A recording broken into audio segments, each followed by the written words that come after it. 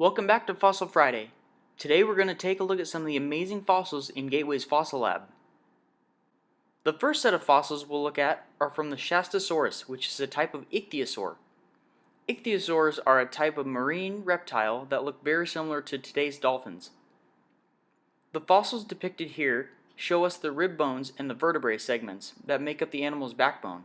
The various white lines surrounding the fossils are from the tools used to prep and uncover the specimen for display.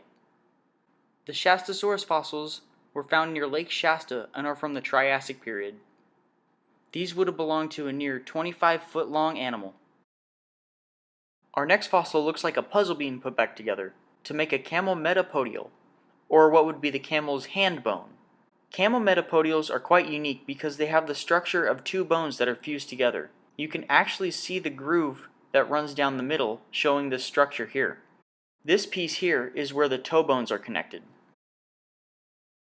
This is a very delicate fossil from a tortoise. This tortoise plastron, or bottom half of the shell, once served as protection for the animal, but after fossilization, the shell has become much more brittle. The paleontologist had to be very careful when uncovering the shell.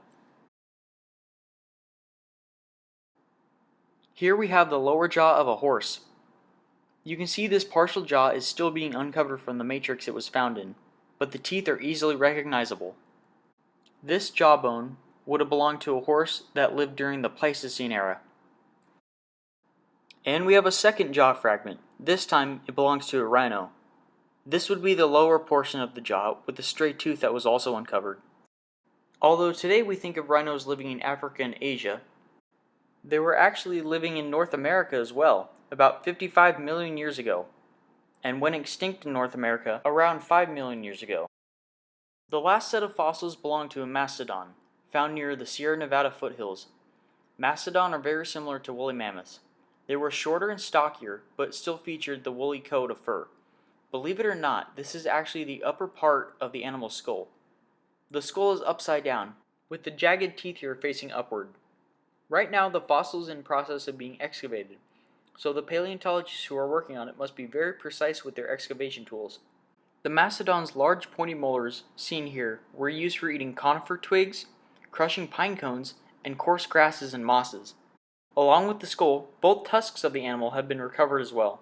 The tusks almost reach 6 feet long, and still have the layer of ivory intact. Mastodon tusks differ from mammoth because they are generally straighter. Mammoth tusks tend to curl upward much more than a mastodon's. These fossils are just a sneak peek into what is coming for the Fossils in Formation exhibit, so stay tuned for more and see these fossils in person at the Gateway Science Museum. See you next time.